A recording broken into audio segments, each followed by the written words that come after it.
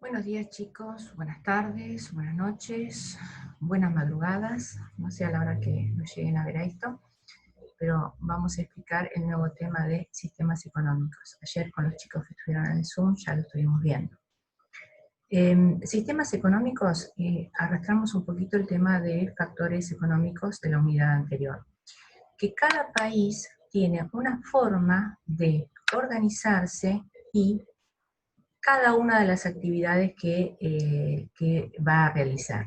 Nosotros como Argentina tenemos una manera muy similar a la de Chile, a la de Brasil, y obviamente Rusia y Estados Unidos tienen otra manera también, depende de la tecnología y de la capacidad. ¿Se acuerdan cuando habíamos visto división de trabajo? O sea que cada país se especializaba en lo que mejor sabía hacer y lamentablemente a Argentina le tocó ser agroexportadores, porque cada vez que pretendía industrializarse siempre llegó tarde y obviamente las potencias mundiales, las primeras potencias mundiales siempre ganaron. Ahora es imposible tener la tecnología que tiene Estados Unidos para, por ejemplo, ponernos a producir iPhone. Sería imposible, tendríamos que buscar otro tipo de actividad.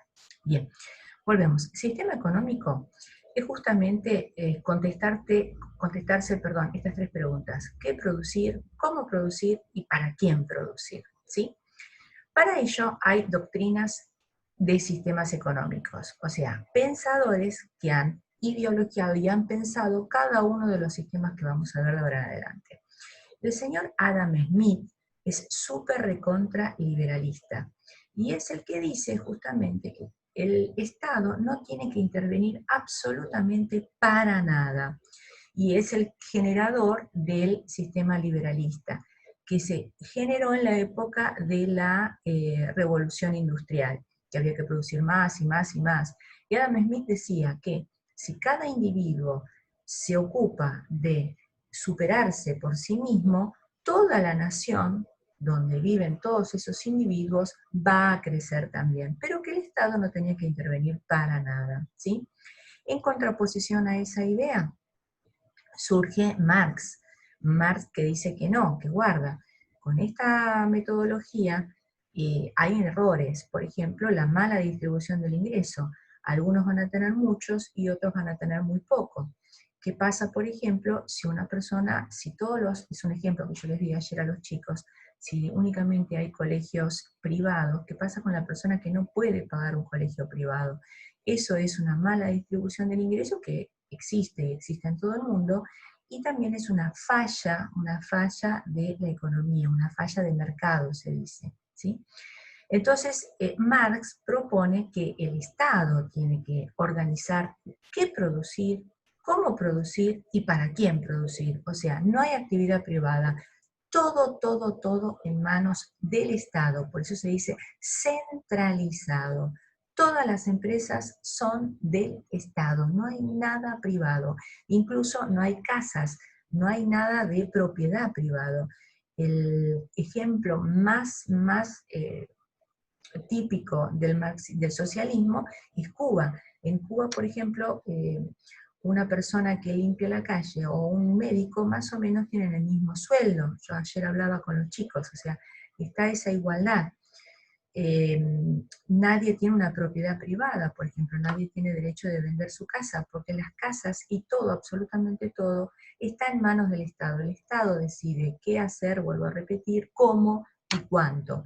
Entonces, si yo tengo una empresa que hago sombreros y el Estado me dice que yo tengo que hacer 100 sombreros, yo voy a hacer esos 100 sombreros toda la vida. Nunca voy a querer mejorar ni buscar nuevas tecnologías y demás. ¿Se entendió? Bien.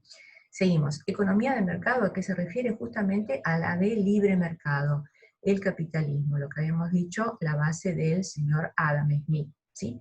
Que el mercado se manejara y manejara qué es lo que va a hacerse, qué es lo que no se va a hacer, a qué precio se va a hacer, a qué precio no se va a hacer, ¿sí? Mercados y precios regulados y la mano invisible. ¿La mano invisible de qué trata? Justamente el término de mano invisible implica que sola la actividad privada se va a manejar. O sea, si una empresa produce algo que la gente quiere comprar, bárbaro, va a producir eso. Si la gente ya decide no comprar más esa cosa, ¿qué va a tener que hacer la empresa? Va a cambiar de modelo o de otra variante o de otro tipo de producción. O sea, que el consumidor en realidad va a ser el que regule qué tipo de actividad va a hacer la empresa privada. Eso es la mano invisible, ¿sí? Seguimos, funcionamiento de la empresa, otra vez. La parte complicada justamente de la mano invisible o de la economía de mercado, de libre mercado, que el Estado no interviene para nada, hay dos problemitas. Uno, que es la publicidad, que puede manipular a los consumidores.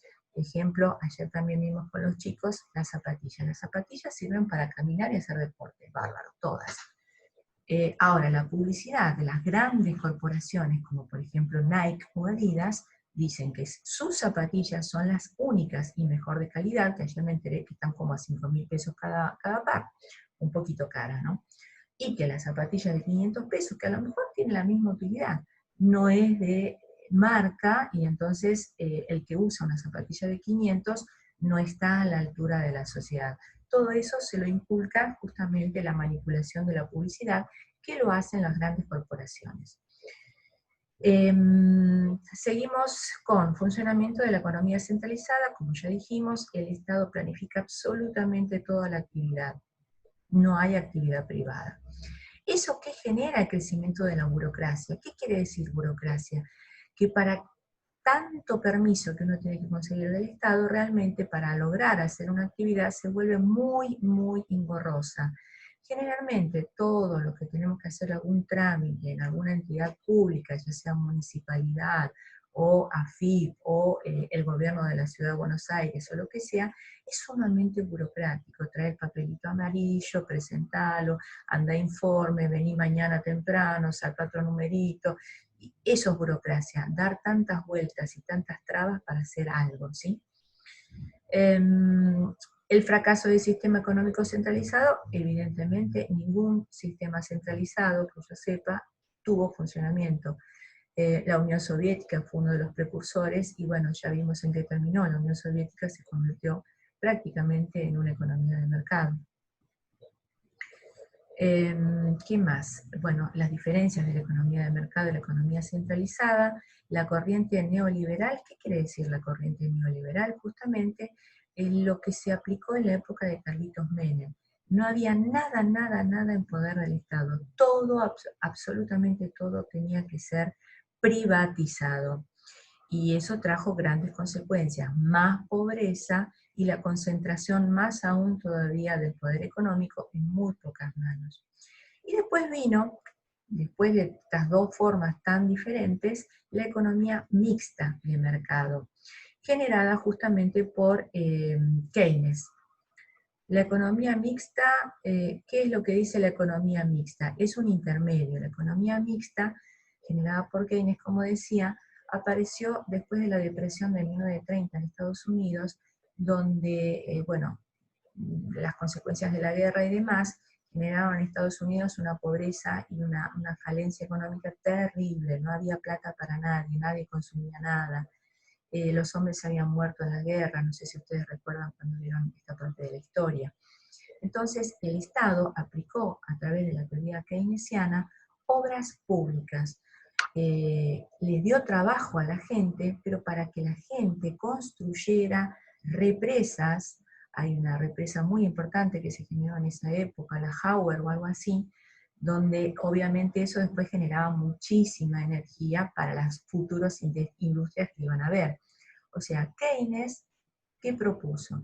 Que la gente que no tenía trabajo, el Estado le dé el trabajo, le pague los sueldos, pero no para pintar placitas, cordones, como por acá se hace, sino para hacer obras de ingeniería, puentes, energía, generar energía, ferrocarriles, vías férreas para todo el país, en fin, obras que después, cuando pasara la etapa de la recesión, podrían ser utilizadas por toda la gente, ¿sí?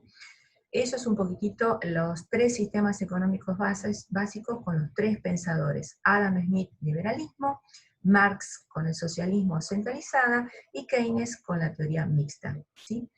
Espero que les haya resultado y nos vemos en la próxima. Hasta luego.